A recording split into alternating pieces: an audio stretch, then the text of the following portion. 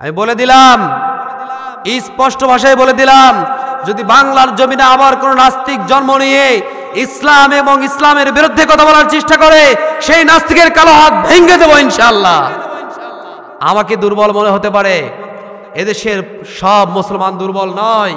এদেশের সব মুসলমানকে দুর্বল মনে হতে পারে, পৃথিবীর 200 কোটি মুসলমান দুর্বল নয়, এরা প্রতিবাদ করতে জানে। আমি স্বপ্ন আজ করতে পেরেছি। ইব্রাহিম আলাইহিস সালামকে স্বপ্নে দেখেছি। ইব্রাহিম আলাইহিস সালাম আমাকে স্বপ্নে বলেছেন, তুমি দাওয়াতি ময়দানে লেগে থাকো। আমি দাওয়াতের জন্য প্রস্তুত হয়ে আছি, কারণ আল্লাহর নবী রাসূলকে যারা স্বপ্নে দেখে তারা জীবনের ভয় করে না। আমি মুহাম্মদ সাল্লাল্লাহু আলাইহি সাল্লামকে 2 বার স্বপ্নে দেখেছি, সাহাবী ওমর, আলী রাদিয়াল্লাহু তাআলা আনহুকে স্বপ্নে দেখেছি। আপনি কি বোঝাতে চাচ্ছেন আমার? আমি এই সব কথা বলতে কোনো ভয়? যুগে যুগে ইসলাম নিয়ে যারাই ষড়যন্ত্র করেছে তাদেরকে কেউ না কেউ এই জমিন থেকে নিষ্পেষিত করে ছেড়েছে। কারণ আল্লাহ তাআলা বলছেন, ইন্না নাহনু নাযালনা যিকরা ওয়া ইন্না লাহু লাহাফিজুন। আমি আল্লাহ কোরআনকে নাজিল করেছি, এর সংরক্ষণ আমি আল্লাহ করব। ফ্রান্সে কিছুদিন আগে 2020 সাল সম্ভবত, আপনারা জানেন, এমানুয়েল ম্যাক্রো শাসনের সময় রাসূল সাল্লাল্লাহু আলাইহি সাল্লামের চিত্র ব্যঙ্গ করেছিল। রাসূল সাল্লাল্লাহু আলাইহি সাল্লামকে নিয়ে একটা ব্যঙ্গ চিত্র প্রদর্শনী করেছিল স্যামুয়েল পেটি। তার অবস্থান কি ভালো হয়েছে? আমি আজকে এখান থেকে বলতে চাই, এই যে পশ্চিমে যারা আছো, তোমরা মন দিয়ে শোনো, তোমরা কান দিয়ে শোনো। আজকে আমার ধর্ম ইসলামকে নিয়ে, বিশ্বনবী মুহাম্মদ সাল্লাল্লাহু আলাইহি সাল্লামকে নিয়ে তোমরা অনেক কটূক্তি করছো। মনে রাখবে, আল্লাহ তোমাদেরকে ছেড়ে দিয়ে রেখেছেন, কিন্তু ছাড় দেয়নি। তোমরা এই কটূক্তি বন্ধ করো।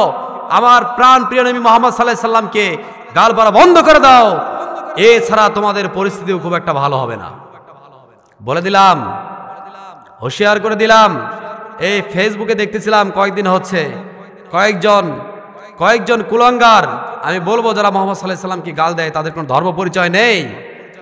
প্রিয় হিন্দু ভাইদের উদ্দেশ্যে বলছি, আপনাদের ভেতর থেকে যদি কেউ মুহাম্মদ সাল্লাল্লাহু আলাইহি সাল্লামকে নিয়ে গাল পাড়ার মতো দুঃসাহস দেখায়, তাকে আপনারা হিন্দু পরিচয় দিয়েন না। আপনাদের বড় ক্ষতি বয়ে আনবে এটা, এবং সম্প্রীতি নষ্ট করবে এটা। বলে দিলাম, ফেসবুকে কয়েকটা দেখতেছিলাম কয়েকদিন ধরে, মুহাম্মদ সাল্লাল্লাহু আলাইহি সাল্লামকে নিয়ে অনেক বাজে মন্তব্য করছে। কেউ বলছে মরুভূমির ডাকাত, কেউ বলছে যাযাবর। আপনারা এসব বলেন কেন? আমরা তো আপনার কৃষ্ণকে কখনো গালি দেইনি, আমরা তো আপনার বেদ পুরাণ তুলে কখনো গালি দেইনি। আপনি আমার কোরআনকে গালি দেওয়ার স্বপ্ন কেন দেখেন? বলে দিলাম, যে হাত দিয়ে কোরআনকে অপমান করার চেষ্টা করছেন, এই হাত ভেঙে ফেলার জন্য বাংলাদেশের মুসলমানকে আপনি দুর্বল মনে করতে পারেন, কিন্তু পৃথিবীর ওপরে মুসলিম শক্তি দুর্বল নয়। মাথায় রাখবেন, আজকে আপনি আমাকে মারতে পারেন, কিন্তু আলেম সম্প্রদায় দুর্বল নয়। আজকে আপনি আমাকে ছোট করতে পারেন, আমাকে গুম করতে পারেন, আমাকে হত্যা করতে পারেন। মনে রাখবেন, এক ইমরানকে হত্যা করে পুরো আলেম সম্প্রদায়কে হত্যা করা যায় না। প্রিয় ভাইরা আমার, আমি আমার মুসলিম সম্প্রদায়, মুসলিম ভাইদেরকে বলবো, আপনারা যে যেখানে আছেন সেখান থেকে প্রতিবাদ করে তুলুন, যাতে করে কোনো মানুষ, কোনো বেঈমান, কোনো নাস্তিক মুহাম্মদ সাল্লাল্লাহু আলাইহি সাল্লামকে নিয়ে, আমার প্রিয় ধর্ম ইসলামকে নিয়ে কেউ কটূক্তি করতে না পারে। প্রিয় ভাইরা আমার, বড় আফসোস লাগে, পৃথিবীর অনেক দেশের নাস্তিককে দেখেছি, পৃথিবীর অনেক দেশের নাস্তিকের কথা শুনেছি, তারা সব ধর্মের বিরুদ্ধে কথা বলে, কিন্তু সত্য নয়, শুধু মহাসত্য। বাংলাদেশ এবং ভারত থেকে যেই নাস্তিকরা বের হয়, সেই নাস্তিকরা দিন রাত পড়ে থাকে ইসলাম নিয়ে। আমি বলবো, ওই নাস্তিক কুলঙ্গার সন্তানেরা, তোমরা যে মায়ের গর্ভ থেকে জন্মিয়েছ, সে মা হতে পারে সৎ, হতে পারে খারাপ, আমি জানি না। তবে তোমাদেরকে বলে দেই যে তোমরা যারা বাংলাদেশ এবং ভারতে নাস্তিক জন্মিয়েছ, তোমাদের চুলকানি কোরআন এবং হাদিস নিয়ে কেন? তোমাদের চুলকানি মুহাম্মদ সাল্লাল্লাহু আলাইহি সাল্লামকে নিয়ে কেন? আমি বলতে চাই, যে ধর্মের বিরুদ্ধে কথা বলো, প্রত্যেক ধর্মেই কম বেশি বিবাহ প্রথা আছে। তোমরা সব ধর্ম নিয়ে এই কথা বলবে, সব ধর্মের বিরুদ্ধে কথা বলবে, কিন্তু শুধু ইসলাম ধর্ম নিয়ে কথা বলবে, এটা এদেশ সহ পৃথিবীর মুসলিম সম্প্রদায় গ্রহণ করবে না। আমি বলে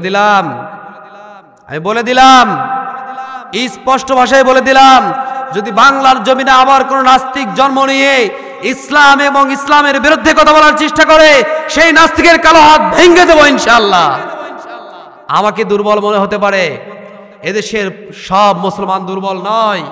এদেশের সব মুসলমানকে দুর্বল মনে হতে পারে, পৃথিবীর 200 কোটি মুসলমান দুর্বল নয়, এরা প্রতিবাদ করতে জানে।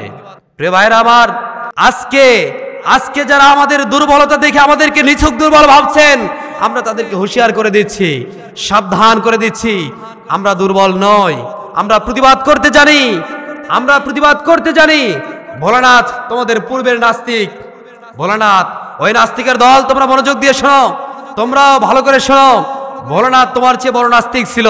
তুমি যে আজকে জন্মগ্রহণ করেছো, তোমার চেয়ে তোমার আগে তোমার দাদা নাস্তিক ভোলানাথ, সে নাস্তিক মুহাম্মদ সাল্লাল্লাহু আলাইহি সাল্লামকে কটূক্তি করে, মুহাম্মদ সাল্লাল্লাহু আলাইহি সাল্লামকে ব্যঙ্গ করে, মুহাম্মদ সাল্লাল্লাহু আলাইহি সাল্লামকে অপমান করে পৃথিবীর বুকে থাকতে পারেনি, তোমরাও থাকতে পারবে না ইনশাআল্লাহ। বলে দিলাম, সাবধান। আমি এই কথাগুলো জোরে বলার পেছনের কারণ, আমি স্বপ্ন আজ করতে পেরেছি। ইব্রাহিম আলাইহিস সালামকে স্বপ্নে দেখেছি। ইব্রাহিম আলাইহিস সালাম আমাকে স্বপ্নে বলেছেন, তুমি দাওয়াতি ময়দানে লেগে থাকো। আমি দাওয়াতের জন্য প্রস্তুত হয়ে আছি, কারণ আল্লাহর নবী রাসূলকে যারা স্বপ্নে দেখে তারা জীবনের ভয় করে না। আমি মুহাম্মদ সাল্লাল্লাহু আলাইহি সাল্লামকে 2 বার স্বপ্নে দেখেছি, সাহাবী ওমর, আলী রাদিয়াল্লাহু তাআলা আনহুকে স্বপ্নে দেখেছি। আপনি কি বোঝাতে চাচ্ছেন আমার? আমি এই সব কথা বলতে কোনো ভয় করি না, কারণ ইব্রাহিম আলাইহিস সালাম এই মাথায় হাত দিয়ে বলেছেন, ইব্রাহিম আলাইহিস সালাম এই মাথায় হাত দিয়ে বলেছেন, তুমি দাওয়াতি কাজে লেগে থাকো, তোমাকে দাওয়াতি কাজ করতে হবে। এজন্য আমি দাওয়াতি কাজ করছি। আমার কথা কে শুনলো না, কে মানলো না, এটা আমার প্রশ্ন নয়। আমার কাজ মুসলিম উম্মাহকে সচেতন করা, মুসলিম উম্মাহকে সচেতন করার জন্যই আমি এসেছি। ইনশাআল্লাহ সচেতন করতেই থাকবো যতক্ষণ না পর্যন্ত আমার জীবন চলে যায়।